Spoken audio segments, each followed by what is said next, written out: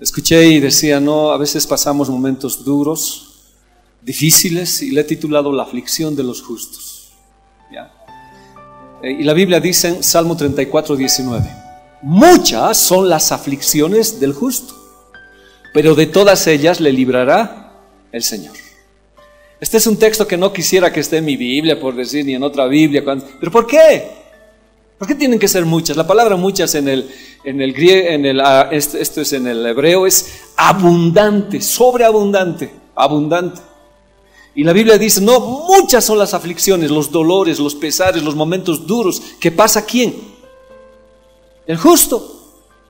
No el papá de Katy, ¿no? Sino el justo. El justo en la Biblia se lo llama, bueno, hay dos términos justos. Justo en el Antiguo Testamento es aquel que cumplía la ley. Es aquel que agarraba la ley y la cumplía. Ese era justo. Pero para nosotros el justo ahora es aquel que ha sido justificado por la sangre de Cristo, lavado por la sangre del Señor. Ese es declarado justo, ¿ya? Como si nunca hubiera cometido ningún pecado. Pero ¿quién lo declaró justo? Jesús, por la muerte de cruz. Pero aquí viene la situación cuando dice, ¿no?, la Biblia, muchas son las aflicciones del justo. Ahora, si muchas son las aflicciones del justo, ¿cómo serán las aflicciones del injusto? O sea, lo que yo quiero decir es que aquí no hay una situación de que porque eres justo en el Señor, tú tienes aflicciones. No, las aflicciones son para todos. Pero de una manera muy especial, las aflicciones son muy especiales en el justo. Y hasta ahí yo podría decir, no, o sea, pero ¿por qué? Y no sé si usted se ha preguntado muchas veces. Conoces a Cristo y empieza a haber aflicciones. Te metes en un ministerio, quieres trabajar y empiezan las aflicciones. Y parece que tambaleas en tu fe. Pero ahí está la segunda parte de la promesa. Pero de todas ellas. O sea, ¿cuánta aflicción habrá? No lo sé. La Biblia me dice que es abundante. Pero de todas ellas me librará ¿quién? El Señor. La palabra aflicción es bien interesante. Su traducción en hebreo es ra. Significa calamidad, adversidad, desastre, pero más que todo significa un mal venido del mismo demonio, terrible. Entonces acá cuando me dice, muchas son las batallas contra el maligno, contra lo perverso, contra aquel que quiere destrozarte. ¿De quién? De ti que eres justo y de ti que eres justa. Pero la palabra me está diciendo, pero de todas ellas le librará. Entonces ya eso me da cierto respiro y ya digo, bueno, pues que vengan. Si Dios me dice que de todas me va a librar, ahora lo que tengo que hacer es ¿cómo voy a combatir? ¿Qué voy a hacer? La palabra justo en el hebreo es tzadik, significa recto, derecho, persona sin culpa, ya sería en el Nuevo Testamento. Pero en el Antiguo Testamento no puede ser justo por la sangre de Cristo porque Jesús no murió. Entonces ese justo, ¿quién es? Aquel que trata de cumplir la ley de Dios, el Torah, la Biblia, el Tanaj, como se llama, quiere cumplir la Biblia y por querer cumplir la ley de Dios tiene muchas aflicciones. Y estas aflicciones son un ataque directamente ¿de quién? Del enemigo. Y dice que son terribles. A veces nos han engañado, bueno, no a nosotros, pero creo que han engañado cuando dicen, no conoces a Cristo y Cristo te va a dar felicidad. O la teología de la prosperidad, del reino ya, que dicen que la única manera de que Jesús venga es que el cristiano sea rico y esté libre de aflicciones. Y no es así, la Biblia me está diciendo otra cosa. Pero es que hay gente que dice que tiene una nueva revelación. Ahora, una de las cosas que la Biblia es bien clara, me dice que no me va a ser exento, o sea, yo no voy a ser la excepción de las aflicciones del sufrimiento, voy a ser parte de las aflicciones, solamente que hay un detalle, y siempre yo lo he dicho, y cuando he tenido un problema siempre lo dije, ¿cómo lo hubiera pasado sin Cristo? ¿Y cómo lo hubiera pasado con Cristo? ¿Cómo lo paso ahora con Cristo?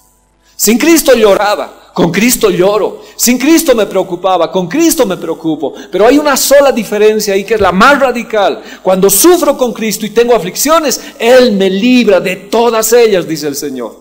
Y ese es mi consuelo, ahí puedo ir a los pies del Señor Jesús. O sea, no estoy, hermanos, diciendo, no porque tú has venido a las cosas del Señor, quiere decir que no vas a pasar aflicciones. Es más, las aflicciones es el proceso de Dios, ¿para qué? Para perfeccionar nuestras vidas. Mira lo que dice Filipenses 1:29. Esta es la versión Dios habla hoy. Pues por causa de Cristo, ustedes no solo tienen el privilegio de creer en Él, sino también ¿de qué? A ver, los demás hermanos, sino ¿de qué? sufrir por Él. Entonces uno se pregunta, ¿no? Es un privilegio. Con razón decía alguien, ¿no? Cuanto más hay problemas, el apóstol Pablo decía, cuanto más tribulaciones hay, más es el peso de gloria sobre mí. No soy masoquista, no soy alguien que me gusta sufrir, sino que yo lo hago con gozo y es un privilegio.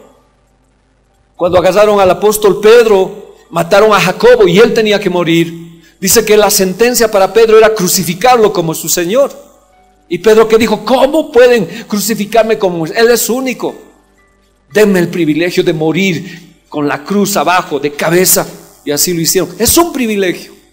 El privilegio no solamente es conocer a Cristo. El privilegio no solamente es creer en Él, gozar de las bendiciones, de los favores que Dios nos da. El privilegio también es sufrir por Cristo. Ahora uno se pregunta, ¿sufre? ¿Uno pasa momentos duros? Sí. Pero dice que la Biblia es un privilegio. Ahora, yo tengo que saber por qué es un privilegio, qué es lo que me da. Miren, estos son prédicas. Cuando vayamos a un estudio, también les comento que ya abrimos los discipulados en Huaricana, Viacha y acá, entonces va mejorando un poquito las cosas solamente con los cuidados. Lo que le estoy diciendo es que la aflicción es una realidad. No puedo evitar la realidad es que la aflicción va a venir sobre mi vida. No podemos evitarla. Podemos ver afligidos con problemas a nuestros hermanos, a nuestros parientes, cuando viene la enfermedad. O sea, estamos afligidos. No porque seamos hijos de Dios no vamos a vivir esto. Hay día, hay noche. La rosa tiene espinas y podemos hablar de una serie de cosas. Hay cierta situación que la vamos a tener que vivir. Es inevitable. Pero yo quiero entender por qué la aflicción me va a ayudar a mí. Ahora el Señor dice, no puede haber que me libere si es que no hay problemas. ¿Cómo puedo conocer victoria si no conozco las situaciones de adversidad? Nunca las conocería. Entonces los momentos adversos que tenemos son una catapulta para entender la victoria del Señor, la ayuda del Señor sobre mí. Para tener sanación en mis heridas tengo que tener heridas.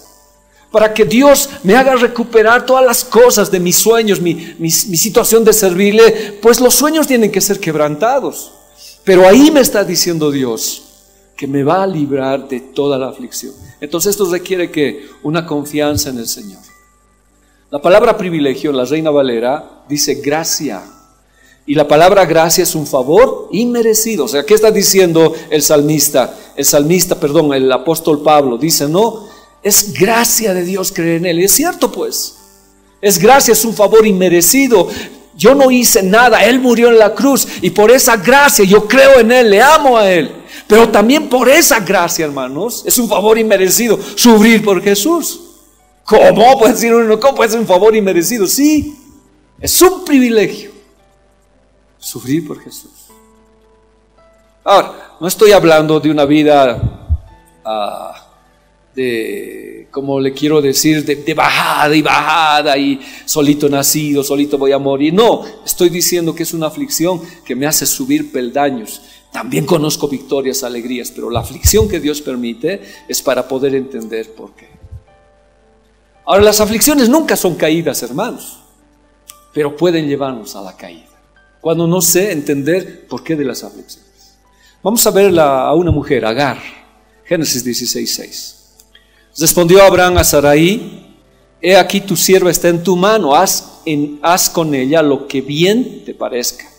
Y como Sarai la afligía, ella huyó de su presencia.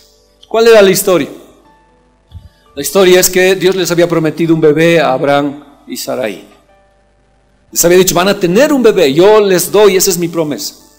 Abraham bajó a Egipto porque había una sequía, tuvieron que bajar sin el permiso de Dios. Ahí le dijo, no digas que eres mi esposa, sino mi hermana. El faraón se lo llevó a su esposa y si no era Dios, iba a ser parte del faraón. Dios intervino y lo expulsaron a Abraham y salió con una situación más. Algunos dicen con muchas, pero una que nos habla la Biblia es con una esclava, Agar. El faraón se lo dio, esa esclava, a Sarai. Y salieron. 10 años pasaron en la tierra prometida y no había bebé, no había niño. Sara pensaba que si estaban en la tierra prometida iban a tener el bebé. 10 años se cumplieron, hermanos, y no había bebé. Entonces Sara propone y dice, creo que yo soy el problema. No sé por qué el ser humano a veces es así, ¿no? Dice, yo soy el problema. haz que solucionaremos el problema. Va donde Abraham y le dice, mira Abraham, te doy a mi sierva Agar y por ella concibe el bebé que estamos esperando. Creo que yo soy el problema. Estamos 10 años en la tierra prometida y no hay un bebé. Primero Abraham no consiente, es bien interesante, por eso es Sarai, luego es Sara.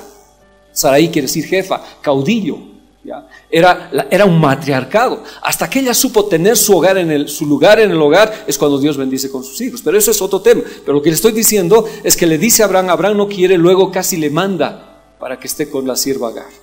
Entonces cuando está con su sierva Agar se embaraza. Y desde ahí dice que Agar empieza a menospreciar a su señora. Y ahí empieza el problema, y lo que le he leído. Y se respondió Abraham a Sarai, he aquí tu sierva está en tu mano. ¿Qué dice Sarai? No, esta mujer, siendo mi esclava, yo te la di, ahora está por encima de mí. Ahora tú pues haz algo, le dice, ¿no? Como si ella no hubiera hecho la situación. Haz algo. Haz algo, poner las cosas en su lugar y que Dios juzgue entre tú y yo quién somos culpables. Fue una manera de lavarse totalmente. La palabra afligir acá es menospreciar, intimidar, deprimir, debilitar, humillar, quebrantar. Es un tratamiento duro y penoso. Entonces Abraham, ¿qué le dice? Está bien. Abraham no dice, está bien, vamos a conversar y poner las cosas en su lugar. Vamos a arreglar el problema. No, Abraham dice, bueno, haz tú lo que quieras. Entonces se lava las manos como Adán, no toma la iniciativa, deja que Eva haga, en este caso es igual. Entonces Sara lo que hace es afligir a Agar. Y la aflige de tal manera, dice que ella quería morir y huye. Esta aflicción fue duro para esta mujer Agar. El nombre Agar significa huir o extranjera. Ahora, yo me he hecho algunas preguntas que yo lo pongo ahí para que usted también se ayude con la retroalimentación. Yo decía, ¿no? ¿Por qué le eligieron Agar? La pregunta es, ¿no había más mujeres? ¿No había más mujeres ahí que Sara podía decir, yo quiero que ella sea tu concubina? ¿Por qué le eligieron Agar? Si era de Egipto, había venido. Supongo que ha debido ser una mujer muy apreciada por ambos, una mujer que se ganó su lugar y un honor de ser concubina. Ahora yo le voy a dar una cosita más. Si yo quiero hacer que de esa mujer venga la simiente de Dios y venga la descendencia que Dios había prometido, debería ser una mujer que conozca la ley. Entonces en esos 10 años a Agar le enseñaron la ley, le enseñaron la palabra de Dios y fue digna de honor, aunque nosotros no entendemos mucho en este contexto cultural que tenemos, para ser la segunda esposa de Abraham. Y Agar no tenía nada que hacer porque Agar es ¿cómo le digo? Es un objeto del sistema, es un objeto hasta sexual. Agar no tiene la opción de decir, yo no quiero, pero ella creía en el Dios de Abraham y de Sarai, creía en lo que les había hablado. Y aunque esto en el aspecto de afuera, en el aspecto secular, era normal, ella tuvo que aceptar porque pensaba que venía de Dios, pero le ordenaron. Y Agar fue concubina. ¿Ya? 10 años pasaron, hermanos. Pero en vez de que el problema se solucionara, empeoró peor. Por eso entra Sarai y le dice a Sarai, ¿no? Tenemos que hacer esto. Yo ya no aguanto. Y Abraham le dice, haz lo que tú quieras con ella. La Biblia no me dice, pero cuántas cosas le había hecho. Ahora, como yo le digo, 10 años de instrucción a Agar, la promesa de un niño, la descendencia de Abraham y confiar en el Señor. Porque no creo que le hayan entregado a cualquier mujer. Debieron entregarle a una mujer que conozca la ley y sepa la ley y todo esto. Cuando hablo de esto, hermanos, alguna vez yo he predicado de los ignorados de la Biblia. Y he predicado de Ismael, he predicado de Sarai. Nos hemos olvidado de ellos. Sarai no es culpable de la situación. Ella es un objeto del sistema. Ella es alguien que sin querer o queriendo, no sé, la metieron en esa situación. Ella no pidió embarazarse, ella no pidió ser la segunda esposa de Abraham. Ella no lo pidió, pero la metieron. Y ese niño que nació no pidió nacer en un hogar que no lo iban a recibir ni a botarlo de ahí.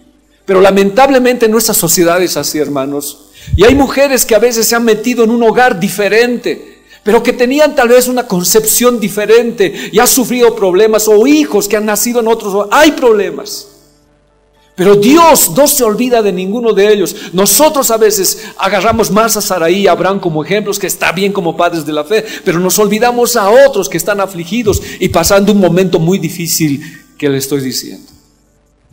Miren qué dice Sarai, Génesis 16:5, es la Biblia K2. Sarai dijo a Abraham, este ultraje que está haciendo conmigo es tu culpa. Agar se le ha subido los humos. piensa que es tu pareja sexual y me ha dejado a mí a un lado.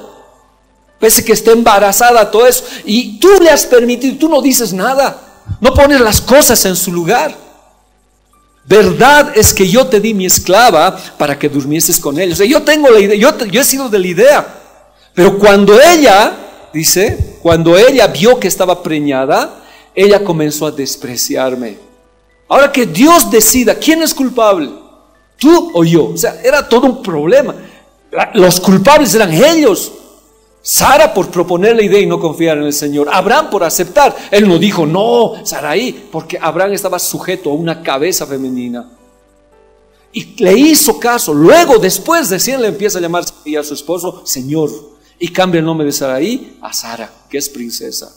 Pero era todo un problema. Y Sarai le dice de una vez, Dios te va a castigar a ti porque tú estás permitiendo que Agar me haga esto. Un problema puede conllevar a varios problemas, hermanos. Y aquí se produjo un problema terrible. Y Abraham se lava las manos y le dice, está bien, haz lo que quieres con ella. Yo no me meto. Mi idea no ha sido tu idea, así que tú te las arregles. Entonces, ¿qué hizo Agar? Dice que la afligió de tal manera a Agar, Sarai, que Agar tuvo que huir. ¿Y dónde tenía que volver? A Egipto, por el testimonio de Abraham y Sarai.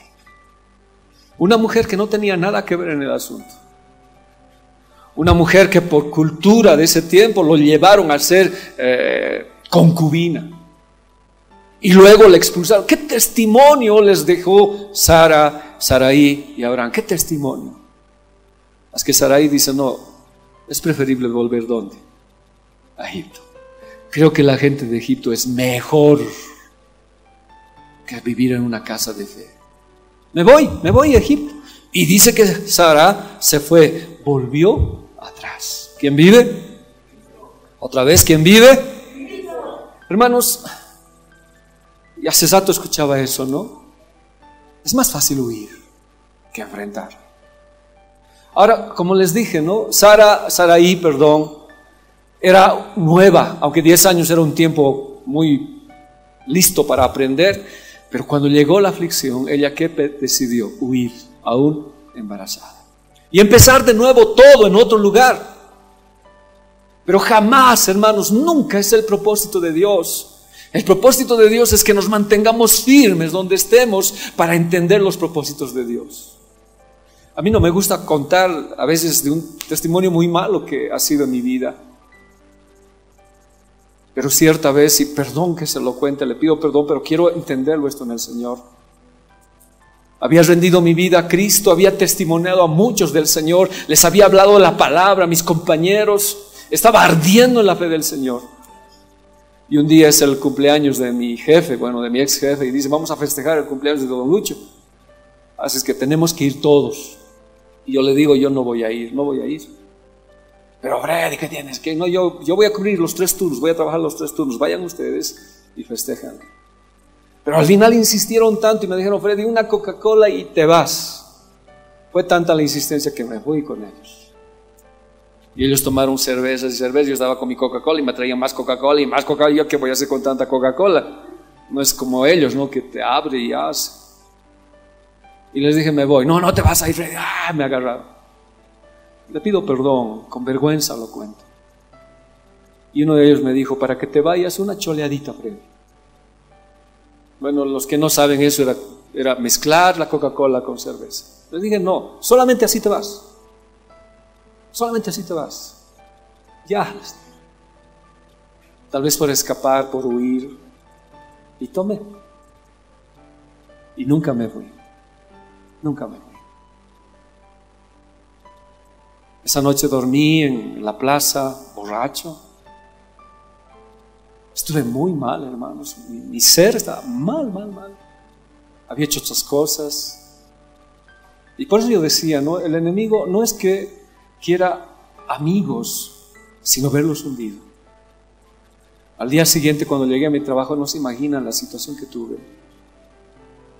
Se rieron en mi cara, me dijeron de todo. Y yo me lo merecía. Me dijeron, así es el cristiano, ¿verdad? ¿En qué van a acabar? Entonces entré donde mi jefe, recuerdo, y le dije, Era don Andrés. Don Andrés, le dije, ¿cuál es el lugar más lejos que me puedo ir que me permita la empresa? Y don Andrés me dijo, Charaña. Nadie quiere ir allá, 16 grados bajo cero, no hay vacaciones, hielo, frío, arena. Los que van son castigados y gente que no tiene derecho de reclamar algo. Y la gente de allá quiere venir si necesita uno que lo reemplace. Y le dije, yo me voy a Charaña. Porque no voy a aguantar todo esto que me digan y me estén diciendo. Y él me dijo, está bien, pero no te recomiendo. Está bien, hago el trámite, mañana hacemos el memorándum y te vas a Charaña, a la frontera con Isbiri, Chile. Llegué a casa, soltero todavía, y estoy tan mal, hermanos, culpable, y me dormí. Y cuando desperté, el Señor me habló. Amo a Dios, porque a pesar de mi condición, nunca me dejó de hablar y de alentarme. Y cuando me habló, me dijo, si escapas, ese problema se va a ir contigo donde seas, nunca vas a vencer. Al enemigo hay que vencerlo donde él te ha vencido. Así me dijo bien claro. Me levanté asustado y dije, ¿cómo puedo ahora enfrentar? Al día siguiente fui a la oficina nuevamente y hablé con mi jefe. Y él estaba ya preparando el memorándum para ir. Le dije, no voy a ir. ¿Qué pasó? Bueno, él lo rompió fácil porque no querían también que yo me vaya. Me quedé listo a sufrir todas las consecuencias. Y no se imaginan, hermanos, las consecuencias que sufrí. Pero eso fue la última y definitiva. Y entiendo que a veces uno es afligido, pero la decisión, o sea, la respuesta no es huir. Y ese mismo lugar donde Satanás me pisó fue un lugar de encuentro con mi Señor. Y volví a crecer, aunque no fue fácil. Para Agar era bien fácil huir, pero Dios quiere que enfrentes tu problema donde estás. Por eso dice, no, Él te librará del todo. Muchas son las aflicciones del justo, pero si tú tienes un corazón quebrado, un corazón que reconoce que tienes la culpa, Él te va a librar de todas las aflicciones y va a cumplir un propósito.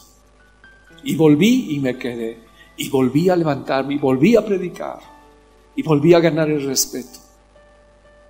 Pero tú, si no hasta ahora hubieras seguido con eso, nunca solucionaste. Los que me hubieran visto hubiera sido ese problema. Ahora, ¿qué pasó? Dios intervino, hermanos. Pues muchas son las aflicciones, pero Dios interviene. Agar en el camino hubiera muerto junto a su bebé, hermanos. Tenía que atravesar todo el desierto y volver a Egipto. Cuando hay un problema en la iglesia, en la familia, qué sé yo, a veces uno decide, me vuelvo a Egipto. Porque a veces en vez de encontrar un apoyo, estoy encontrando un problema acá. Me vuelvo a Egipto. Pero volver a Egipto es morir. ¿Qué dice la Biblia? Génesis 16:7. Y la halló el ángel del Señor junto a una fuente de agua en el desierto, junto a la fuente que está en el camino del sur. Ahora, ¿por qué, hermanos? Si Agar era una egipcia, si Agar era una esclava, si Agar no tenía el derecho, es que para Dios, tú eres importante. Aún no cumplas una función de líder, de un hombre que esté trabajando. No, eres importante, y hermanos, y aunque el pastor no te pusiera la vista sobre ti, o los hermanos líderes han ignorado tu presencia, para Dios eres importante. Y si tú tomas una decisión equivocada, Él vendrá a tu encuentro para que vuelvas al Señor. Somos importantes. Y Agar tuvo un tiempo con el Señor, y cuando lo vio fue la más grande experiencia para ella. Y le dice, Agar, sierva de Sarai, ¿de dónde vienes tú y a dónde vas? De ahí se produjo una religión que dice, no, que Dios no sabe, por eso pregunta, no tiene el conocimiento de todo eso. No, entonces ¿por qué pregunta? Dice, si Dios sabe todo. Es que Dios quiere que pienses. Sara, ¿de dónde estás viniendo? No viniste de la casa de Abraham, de una promesa, y ahora vas a volver a Egipto. Recapacita, reflexiona. Le dio motivo a pensar. Y creo que hay que pensar hoy, hermanos, cuando vamos a tomar una decisión equivocada en la vida. Y Dios te va a decir, ¿está bien? ¿De dónde vienes? ¿Cómo has empezado? Y ahora, ¿dónde quieres llegar? A ver, pensar, reflexionar. Y respondió, huyo de delante de Sarai, mi señora. Sabía, o sea, no dice de esa mujer, no. Está diciendo, es mi Señor, estoy bajo su cobertura.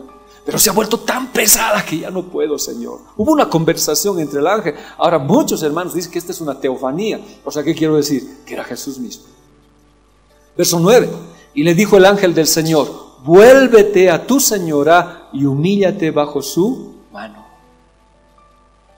Vuélvete. Pero no hay eso. Agar obedece. La mujer menospreciada, de la mujer que vienen los ismaelitas, la segunda mujer de Abraham, la que hablamos a veces mal, no, obediente, con un mejor testimonio que Sarai y Abraham. Y para colmo, cuando iba a llegar, Sarai todavía iba a estar contra ella, estaba exponiéndose a todo, pero Dios le dijo: vuélvete a tu autoridad, vuélvete a la persona que te estaba cubriendo y humíllate bajo su mano. En el segundo turno voy a hablar de ingeniería de los hijos, porque no todos los hijos hemos tenido la misma cobertura de padres amorosos o de pastores amorosos. Hemos tenido diferentes coberturas, y en la cobertura que hemos tenido muchos, tal vez hemos intentado volver a Egipto, y cómo Dios hace esa reingeniería. Pero ahora esta mujer sabe entender y comprende, y dice: ella es mi señora y me voy a humillar bajo su mano. Vuelve, hermanos. Ahora, ¿cómo será volver, verdad? ¿Cómo será volver sabiendo que va a ser lo peor? Vuelve. Y sigue diciendo, ¿no? Mire, Dios es de promesas, nos va a librar de toda aflicción. Mire, y le dijo también el ángel del Señor: multiplicaré tanto tu simiente que no será contada por la multitud. Y dijo aún el ángel del Señor: he aquí que has concebido y darás a luz un hijo y llamarás su nombre Ismael, porque ha oído el Señor tu aflicción. No porque eres Agar, no porque eres la esclava, la segunda. No, para mí eres importante, no eres segundo. Y tú eres importante a los ojos de Dios porque Cristo murió por ti, no porque en la escala estés más abajo, sino tú eres importante para el Señor. Y dice la Biblia que esta mujer, cuando entendió que el humillarse, el obedecer a las autoridades era bendición, volvió pues y Dios la multiplicó. Ismael significa Dios oye, y Dios le oyó, y este hijo fue un hombre grande, y hasta ahora los países árabes son descendientes de él. Y dice la Biblia que ellos volverán a Jesús un tiempo.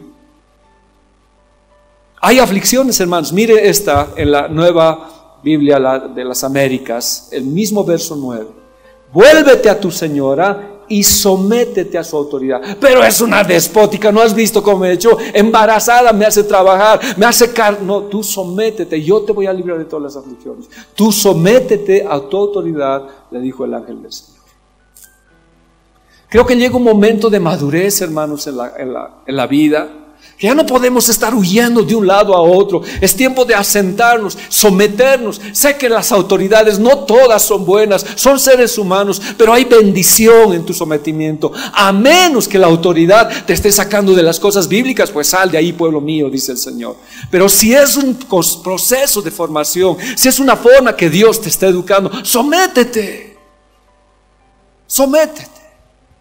Yo doy gracias a Dios, hermanos. Acá los líderes que ustedes tienen no son despóticos, entendemos, hablamos, pero someterse a una autoridad que no entiende, que no comprende y te hace huir es terrible.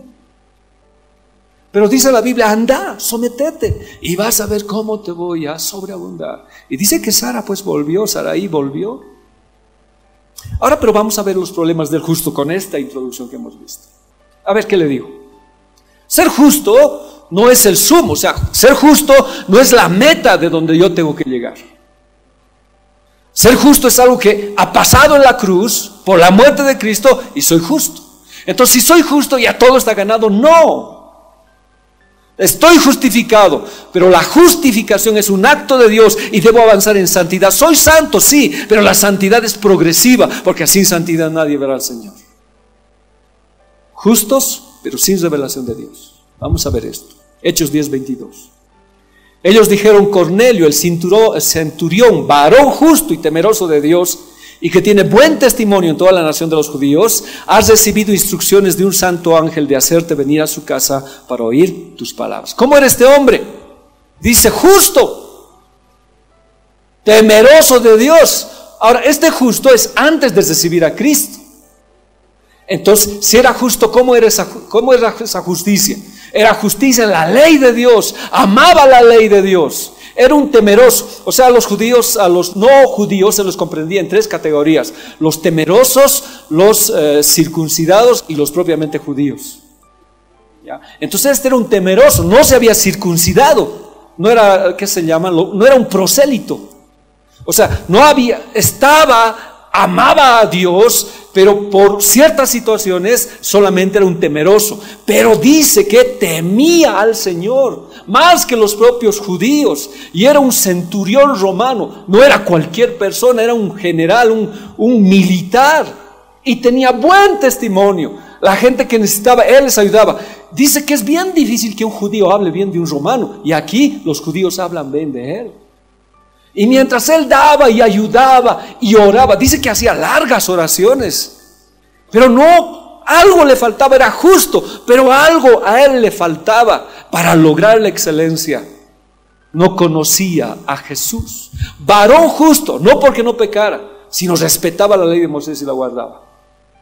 ¿Cuánta gente conocemos así afuera? Que no vienen a la iglesia, pero que son justos.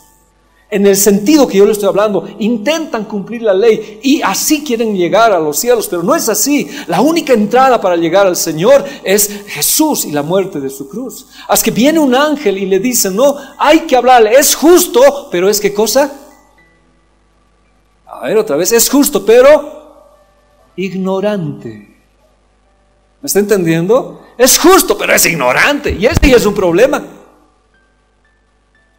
Muchos son las aflicciones del justo, pero si es ignorante, no puede entender cómo Dios le libra, y esa ignorancia le trae problemas. Entonces este era un varón justo, y Dios dice, no, hay que iluminarlo. Es una justicia en ignorancia. Es temeroso de Dios, simpatizante, humilde, buen testimonio. Los judíos los respetan. Y yo pongo ahí, ha debido ser alguien bien excepcional para que los judíos los respeten. Pero ¿cuál era su problema? Ignorancia. Ignorancia. Necesitamos, hermanos, aprender del Señor. Hechos 10:1. Había en Cesarea un hombre llamado Cornelio, centurión de la compañía llamada la italiana, piadoso, temeroso de Dios con toda su casa. ¿A quiénes más había contagiado? A todo su hogar. Pero había un problema. Eran ignorantes. Yo le pregunto, ¿usted es justo o justa?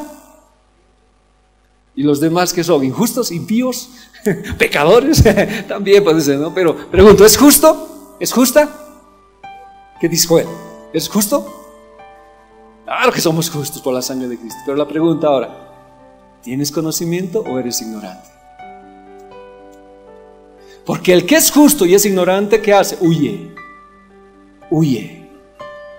Escapa.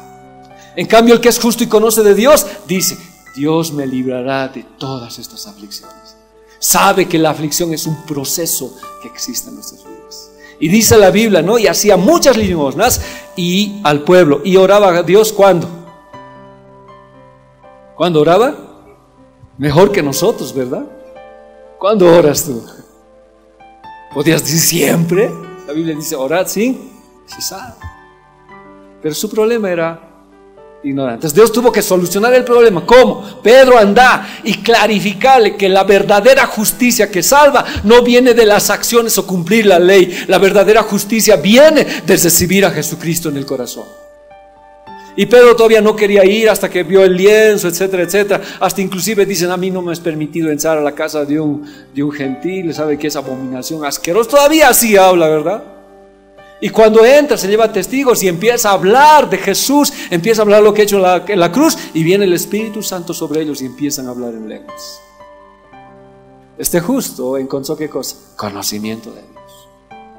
Yo creo hoy, hermanos, que en mucho pueblo de Bolivia hay mucha gente justa, pero que tiene ignorancia de la palabra del Señor. Y esa ignorancia es la que está aprovechando el enemigo para destrozarlos. Mire este otro hombre, José de Arimatea. Su nombre José significa Dios añade. Leamos a ver esto. Había un varón llamado José de Arimatea, ciudad de Judea, el cual era miembro del concilio, varón bueno y justo. Este no era solamente justo, ¿qué era? Bueno. ¿Y qué más era? Ya, pero ¿qué más era? Ya, pero era miembro ¿de dónde? Participaba en el Sanedrín, en el grupo de ancianos, eran líderes, sacerdotes, que podían hacer un juicio, aplicar Hermanos, los justos hay en todas las áreas. Pero hay problemas con los justos. Era varón bueno y justo, pero tenía miedo a identificarse y resplandecer. Este era su problema. Dice que era discípulo secreto. No sé si tengo esa cita, a ver, lo vamos a ver. Aquí está, miren. Después de esto, de todo esto, José de Arimatea, que era discípulo de Jesús, pero ¿cómo? Secretamente por miedo de los... ¿Pero era justo? Sí. Ahora, si era justo y era discípulo, ¿qué implica? A ver, otra vez. Este ya no es como el Antiguo Testamento, este justo. Este justo es discípulo. ¿Esto qué implica? ¿Qué quiere decir? Que ya había recibido a Jesús. Secretamente había ido con él y lo había reconocido como el Señor, pero iba secretamente. Porque ¿qué tenía? ¿Miedo de qué? De identificarse. Entonces cuando llegaba al concilio, él no se identificaba como cristiano, porque podía perder su rango, podía perder su lugar, podía perder muchas cosas. Entonces era dos personas a la vez, pero era discípulo y dice que era justo y bueno, pero ¿qué le faltaba? Valor para decir al mundo entero que él es cristiano. Ahora, en la iglesia vemos justos, sí, pero justos cobardes o justos valientes que digamos que Jesús es nuestro Rey. Entonces hay dos tipos de justos que estoy viendo. Tenía miedo, ¿ya? Ahora, este hombre hace pues cosas bien especiales. Dice que José de Arimatea dio la tumba y Nicodemo los perfumes y la ropa, pero los dos eran secretos y los dos eran justos. Pero su problema en uno era el miedo, identificarse, resplandecer, y el otro también era más o menos parecido. Pero cuando la cruz fue efectiva, hermanos, le cambió a este hombre su cobardía ¿cómo le digo? En fortaleza, en valor. La cruz nos cambia. El conocimiento de la cruz de Cristo nos cambia. Miren, leamos esta cita. Después de todo esto, José de Arimatea, que era discípulo de Jesús, ¿después de qué? De que lo habían matado a Jesús y lo habían crucificado y él había muerto. Dice, era secreto, discípulo secreto por miedo a los judíos. Vence, rogó a Pilato que le permitiese llevarse el cuerpo de Jesús, y Pilato se lo concedió. Entonces vino y se llevó el cuerpo de Jesús. Mucho tiempo lo había mantenido en secreto. Muere Jesús en la cruz y ninguno de sus discípulos, aunque eran pobres, etcétera, no tenían todo lo suficiente para enterrar, pero el miedo, todos los discípulos habían escapado. Entonces, ¿quién va a enterrar a Jesús? Lo iban a dejar colgado ahí 3 días. La Biblia dice que no debería pasar eso. ¿Qué iba a pasar con Jesús? Alguien tenía que intervenir. ¿Y quién intervino? José. Él, bueno, no quiero decir, ¿no? El que tenía miedo, ¿no? Por no usar otro epíteto. ¿Ya? El que tenía miedo se arriesgó y dijo, no sé si se golpeó, voy a entrar, no sé si camino, pero voy a entrar. Y entró osadamente donde Pilato y le dijo, quiero el cuerpo. ¿Eres cristiano? Sí. ¿Discípulo de Jesús? Sí. ¿Sabes que puedes morir? Sí, pero te ruego por favor que me permitas llevar el cuerpo de Jesús. ¿Cuándo pasó todo su cambio, hermanos? ¿Cuándo sucedió? Cuando Jesús estaba en la cruz. Cuando Jesús murió. Entender la muerte de Jesús te cambia. Tienes valor para enfrentar y tienes la autoridad de decir, sí, soy cristiano, y a pesar de las cosas que vengan es terrible. He estado actualizándome con mis estudios en las asambleas de Dios y he estado revisando los 3 estatutos y reglamentos que tienen las asambleas, el nacional, el regional y el local, y expuse un poco de esto.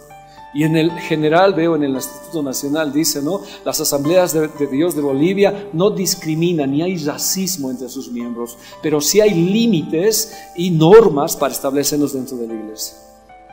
Y yo le pregunté a mi docente y le dije, ¿esto qué quiere decir? O sea, si no hay discriminación, ¿cuáles son los límites? Y él me dijo, de verdad que es bien delicado esto, tenemos que cambiarlo, porque estaríamos diciendo que la iglesia, en un caso, si por decir discriminamos a un homosexual o una lesbiana que se quiere casar en la iglesia, va a haber consecuencias para el pastor. Y él me dijo, vienen situaciones bien difíciles para la iglesia por lo que estamos pasando. ¿Será que ahora tengamos que enfrentar como pastores la situación de decir, no, yo soy cristiano y eso, las normas bíblicas está prohibido y no lo voy a hacer, y te vas a ir a la casa? La cruz de Cristo tiene que cambiarnos. Pero la Biblia me está diciendo, de todas ellas nos va a librar Dios. Entonces mi confianza es plena en el Señor, pero la situación va a ser dura. Ahora, a veces es duro, difícil. Y bueno, no quiero hablar, cambiaré un poquito con otro ejemplo. Pero, ¿cuándo se le debía dar honra a alguien? ¿En vida o en muerte? En vida. En vida se debía llevarle flores, en vida se debía llevar todas las cosas que tú quieres, y no en muerte. En muerte uno lleva flores, lleva presentes, pero en vida es la cosa. ¿Cuánto hubiera querido Jesús que José de Arimatea y Nicodemo en vida le digan a sus camaradas, nosotros somos cristianos y queremos hablar bien de él? La muerte de Jesús hubiera tenido un significado más grande tal vez en el estar como él. Pero estos hombres no. Dieron su tumba, una tumba de ricos y perfumes, pero no hubo quien lo defendiera cuando necesitaba. No hubo discípulos valientes que defendieran a su Señor. Hoy igual, hermanos, el verdadero justo es aquel que valora en vida, no después de la muerte. Si tenemos todavía padres o madres, valórenlos en vida, no después de la muerte. No sea hijo secreto, no sea hijo que haya olvidado esto. Y Jesús, hermano, entendía esto, y Él murió con ese dolor de que ni sus discípulos secretos, ni sus discípulos estuvieran con Él. Pero cuán bello es saber que hay discípulos que están contigo en todo momento y para siempre, como lo hizo Eliseo con Elías. Elías le dijo a Eliseo, quédate aquí. ¿Y qué le dijo Eliseo? Vive el Señor, juro por el Señor, eso es lo correcto. Dice, no voy a dejarte a ti, donde tú vayas yo voy a ir. Como lo hizo también con Noemí, una mujer, ¿se acuerdan? Hermanos, hoy necesitamos identificarnos ahora con el Señor. Este es el tiempo, y ese es el tiempo de alegría que daríamos al Señor. ¿Cuándo se identificaron? Cuando Jesús estaba muerto. Pero aún así fue un acto de mucho valor de este hombre, en cambio de los dos hombres, junto con lo que estoy hablando de Nicodemo. ¿Ya? Ahora, el mejor tributo se da en la vida. Lamentablemente muchos justos no entienden esto, y lo que hacen es que el miedo los domine y tengan esos problemas. Este fue José de Arimatea. ¿Ya? Pero esta cruz les transformó a ellos, los que les decía, ¿no ve? El poder transformador de la cruz. ¿Qué dice? José de Arimatea, miembro noble del concilio, que también esperaba el reino de Dios, vino y entró osadamente. Vamos a tener que ser osados, hermanos. No sé qué políticas todavía vengan sobre Bolivia, pero basta de ser discípulos secretos, sino osadamente compartamos que Jesús es el Señor y Él es el Rey de nuestra vida. Vayamos a otro hombre, José, el padre terrenal de Jesús. ¿Qué dice? El nacimiento de Jesucristo fue así. Estando desposada María, su madre, con José, antes que se juntasen, se halló que había concebido del Espíritu Santo. José, su marido, ¿cómo era? ¿Qué cosa? Justo, y no quería infamarla, quiso dejarla secretamente. Pero si es justo, ¿acaso no sabía que María estaba embarazada? Bueno, sí, no le informó, pero ¿acaso no tenía contacto con el Señor? ¿Qué pasó con este hombre? ¿Cuántos esposos son justos y quieren abandonar a sus esposas? ¿Cuántos sabes? Yo, dice alguien, no, nadie, ¿verdad? ¿Cuántos? Uno es justo, pero no entiende, no sabe cómo resolver el problema. Y María no le pudo avisar, pero ya se le notaba la barriguita. Entonces José le ve y dice, no. Y dice la Biblia que no podía ni dormir pensando esto, y decidió abandonar porque era justo. ¿Qué les parece? Es como yo decir, no me voy de la iglesia porque soy justo. Soy justo. No tiene razón, no encaja. Había que entender por qué. Y no quería infamarla y quiso dejarla secretamente. ¿Qué clase de justicia es esta? un hombre justo escogido por Dios para ser padre terrenal de Jesús, ¿qué pensó? María me ha engañado. María me ha engañado. ¿Con quién? Ahora la historia le han achacado muchas cosas a María, con un soldado, con todo, pero ¿de quién debería recibir su apoyo y comprensión y hablar? No lo hizo. Pensó. Cuán bueno es, hermanos, conversar y hablar entre pareja o decir por qué. Yo digo, no, la conversación es tan importante que nos saca de problemas y nos aclara la situación. Pero pensar sin hablar, no, ha sido infiel. ¿Con quién? Entonces, ¿qué decía la ley? Si era infiel había que apedrearla. Entonces dice, le voy a dar el divorcio secretamente. Ahora se acuerdan, ¿no? Del Kiddushin y eran 2 matrimonios, ¿no? Un matrimonio de 1 año en el que se casaban pero no vivían juntos sexualmente ni compartían. Y luego recién era el matrimonio. Ellos estaban en ese año. Y en ese año apareció María. Entonces, yo no soy, dice. Como soy justo, la voy a dejar. Entonces, ¿quién tuvo que aparecer? Un ángel. Le dijo, no temas, porque el bebé que está esperando es del Espíritu Santo. No preguntó ni a su esposa, y si preguntó no le creyó. ¿Eso qué significa? Duda. ¿De quiénes hablo? ¿De justos? Por eso la justicia tiene que correr a buscar a Dios. Le creyó a Dios, sabía los planes del Señor, pero cuando supo que su esposa estaba embarazada, se desmoronó y quiso huir. Miren Mateo 1:20. Y esto lo estoy diciendo a grosso modo. ¿Qué dice? Y pensando él en esto, ¿en qué estaba pensando? ¿En qué estaba pensando? ¿En qué? Es infiel María. María, ¿por qué? ¿Cómo dormiría, no? María, Señor, ¿por qué? Mientras pensaba esto, el Señor ha debido dar una sonrisita. A ver, anda y aclárale a este José, ¿no? Y aquí un ángel del Señor le apareció en sueños y le dijo, José, ¿qué te pasa? ¿No has leído la palabra? ¿Acaso te has escogido en vano? Hijo de David, y de David viene la descendencia. No temas recibir a María tu mujer, porque lo que de ella es engendrado del Espíritu Santo es, y darás a luz un hijo y llamarás su nombre Jesús, porque él salvará a su pueblo de sus pecados. Ser justo en ignorancia es grave, ¿no se han dado cuenta? Vamos a volver a los discipulados, porque eso nos saca de la ignorancia. Necesitamos volver otra vez, porque un justo ignorante lo va a dejar a su esposa. Una justa ignorante lo va a dejar a su esposo. Hijos justos va a dejar su casa. Si no hay justicia de Dios, lo que Él hizo por nosotros en la cruz, y no entiendo la cruz de Cristo, no voy a entender. Por eso el ángel tiene que aparecer y decir, volvé y sometete, y vas a ver la bendición que voy a traer sobre ti.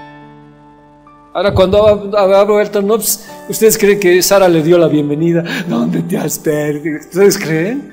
Dice que David la afligió hasta que al final le hizo expulsar con su hijo Ismael. ¿Se acuerdan? Porque esta es una primera expulsión, sobre 2 expulsiones. Pero en el desierto, el maestro de Ismael, ¿quién es? Dios mismo. Hay promesas tremendas para Ismael. Pero ¿qué era la situación de esta mujer Agar? Enfrentar. Ahora nosotros somos Agar, pues, de alguna manera. Hemos sido rescatados de Egipto y hemos sido metidos a la iglesia del Señor. Somos parte de la iglesia. Ahora somos la esposa de Jesús, pero a veces actuamos como egipcias y nos queremos ir al mundo. Hay justos que tienen problemas. Ahora, ¿qué hace la aflicción? ¿Por qué la aflicción es importante? Las aflicciones nos hacen entender su palabra. ¿Qué dice la Biblia? Es por mi bien haber sido humillado. Fue para que aprendiera tus ordenanzas. Entonces, ¿para qué nos aflige el Señor? No le complace, lógicamente, a nadie. Pero ¿para qué? Dice David, había sido para mi bien. Ahora entiendo. Mi papá siempre me decía. Ahora recién entiendo. Y esto había sido para mi bien. He sido humillado. Humillado quiere decir, ¿no?, alguien que ha sido tratado, alguien que está en autoridad y acepta lo de Dios. No como una situación de decir, ni modo, no, sino porque hay un bien, todo ayuda bien a los hijos de Dios. Y esta humillación que he pasado me ha enseñado a aprender, ¿qué cosa? La palabra de Dios. Entonces, cuando tú estás, hermanos, en un discipulado, o tú mismo estudias la palabra del Señor, cuando viene una aflicción, no te hundes, no huyes, no te desmoronas, la enfrentas, porque sabes que de todas ellas te librará Dios. Te apoyas en el Señor y le dices, Señor, tú sabes por qué. Ahora dame la fuerza para persistir, la seguridad para no apartarme de tu camino, Señor. Y al final, cuando termina, porque termina la aflicción, dice, había sido para mi bien. O dice, he aprendido la palabra de Dios. Este es un proceso, la aflicción. ¿Qué hace la aflicción? Graba la palabra en nuestro corazón. Pero afligite, afligite sin Dios. Es terrible, hermanos. Porque cuando te afligues con Dios, Él te sana, Él te cura, Él te restaura. Pero sin Dios no. La hora se me está yendo, ¿ya? Muchas son las aflicciones del justo, pero todas Dios las va a liberar. Entonces tengo que ser justo, pero no cualquier justo. Un justo que tenga conocimiento de palabra. Un justo que sepa quién es Dios, que valore la cruz de Cristo y de valor para estar con el Señor. Entonces somos librados de toda aflicción, pero el resultado es que sales también con palabra en tu corazón. Ahora, así como hay aflicciones, hay victorias, hay bendiciones, porque Agar le dijo, no, multiplicaré. Y Dios lo multiplicó, pues. Hasta ahora los países más ricos en petróleo son los países árabes y vienen de Ismael. Son fieros, guerreros, ¿ya? Aunque el pueblo de Israel, este es un texto bien interesante. Ay, hermanos, tengo un problema ahí, ¿ya?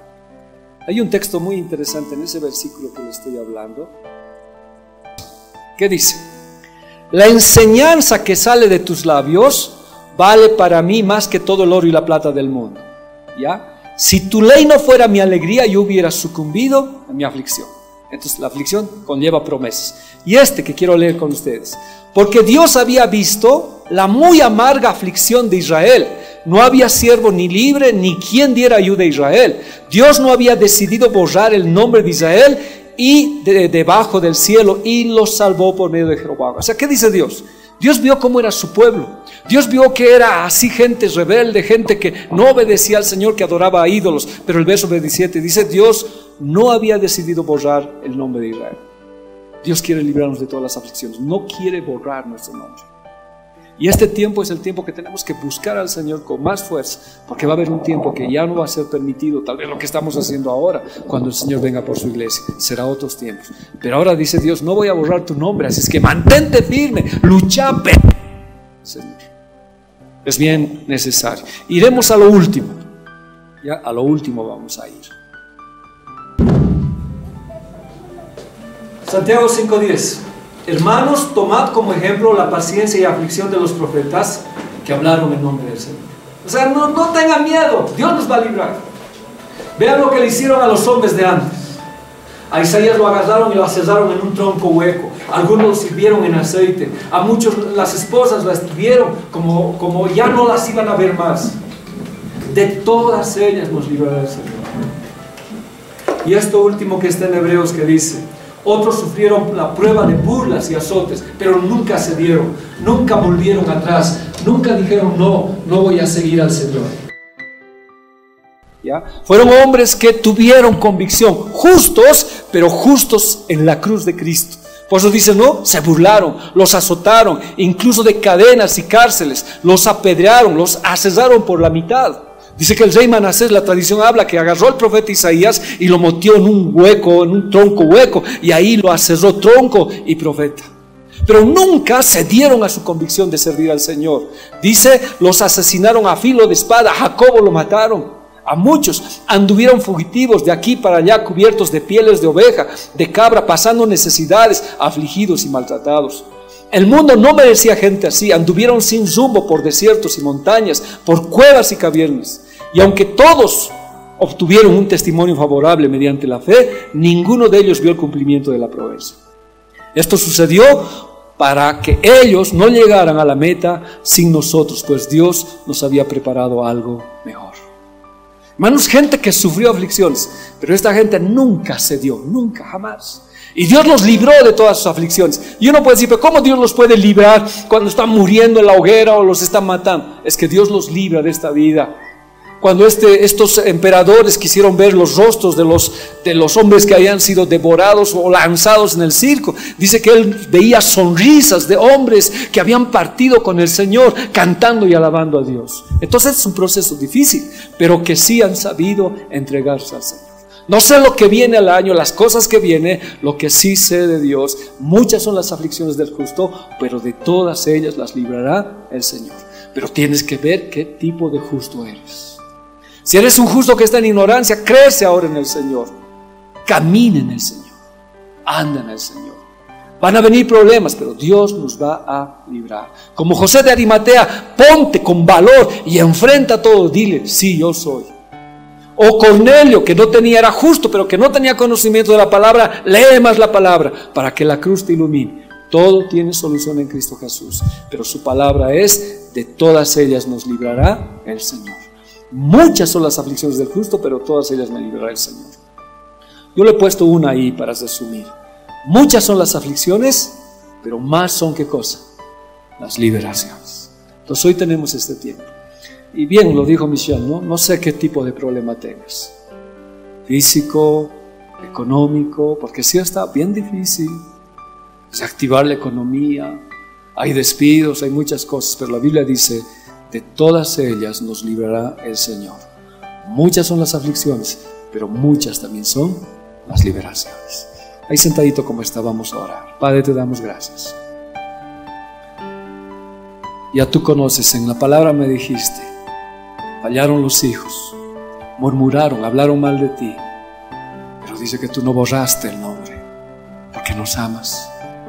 Yo debería ser borrado, mis hermanos tal vez deberían ser borrados, Señor, pero tu palabra cuando leímos dice, yo no borraré su nombre, porque Dios nos amplía su misericordia.